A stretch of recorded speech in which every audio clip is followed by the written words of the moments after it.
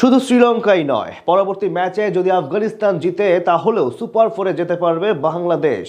তার জন্য অবশ্য আছে বিশেষ কিছু শর্ত, সেগুলো পূরণ হলেই কপাল খুলবে টাইগারদের। রান কিংবা উইকেট দুই দিক থেকে বিশেষ রেঞ্জে হারতে হবে লঙ্কানদের, তাহলেই পূরণ হবে সকল সমীকরণ। শ্রীলঙ্কার বিপক্ষে তবে আফগানরা কত রান বা কত উইকেট ব্যবধানে জিতলে সুপার ফোরে উঠবে বাংলাদেশ, সেটাই জানবো রিপোর্টে।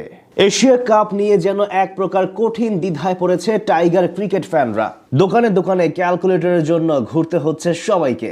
জটিল হিসাব সহজভাবে বুঝতে চাচ্ছেন সকলে, যে কোনোভাবে সুপার ফোরে উঠাতে হবে লিটনদেরকে। সেই কাজটা অবশ্য সহজ হয়ে গেছে গতকাল ম্যাচ জয়ের সুবাদে। এখন সামনে শুধুমাত্র শ্রীলঙ্কা ও আফগানিস্তানের লড়াই। এখানে দুই দলের উপর নির্ভর করতে হবে টাইগারদের। সেখানে বেঁচে আছে মোট দুটি শর্ত, যেগুলোর একটি পূরণ হলেই শেষ চারে পৌঁছে যাবে লাল সবুজ প্রতিনিধিরা। এবার এশিয়া কাপ নিয়ে বড় প্রত্যাশা ছিল টাইগার ক্রিকেট ভক্তদের। স্বপ্ন ছিল লিটনের নেতৃত্বে বড় কিছু করে দেখাবে লাল সবুজের প্রতিনিধিরা, কিন্তু তার মাঝে বড় দেয়াল স্থাপন করেছিল লঙ্কানদের সাথে ম্যাচ হেরে। প্রথমে হংকংকে হারিয়ে আশার পালে হাওয়া দিলেও পরের ম্যাচেই হতাশ করেন সবাইকে।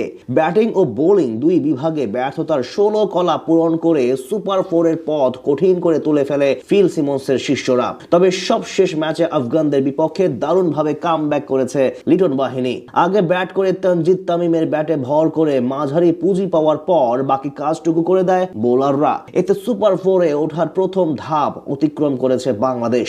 এখন টাইগারদের সামনে আছে দুটি শর্ত।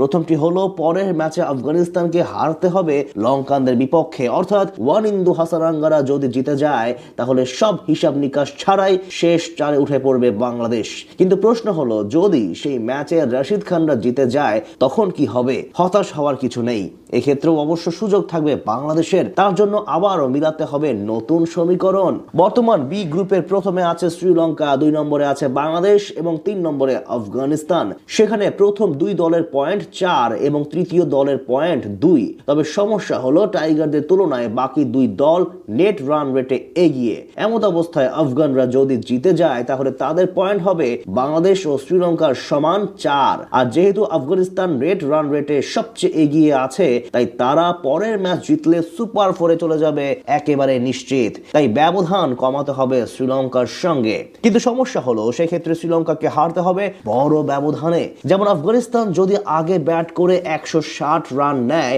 তাহলে হাসারাঙ্গাদের অল আউট হতে হবে 110 রানে, অর্থাৎ মিনিমাম 45 থেকে 50 রানের মধ্যে জিততে হবে রাশিদ খানদের। আবার যদি শ্রীলঙ্কা প্রথমে ব্যাট করে তাহলে তারা যত রান নিবে সেই লক্ষ্য আফগানদের 14 থেকে 15 ওভারের মধ্যে টপকে ম্যাচ জিততে হবে। তাহলেই বাংলাদেশ নেট রান রেটের হিসাব চুকিয়ে সুপার ফোরে উঠতে পারবে।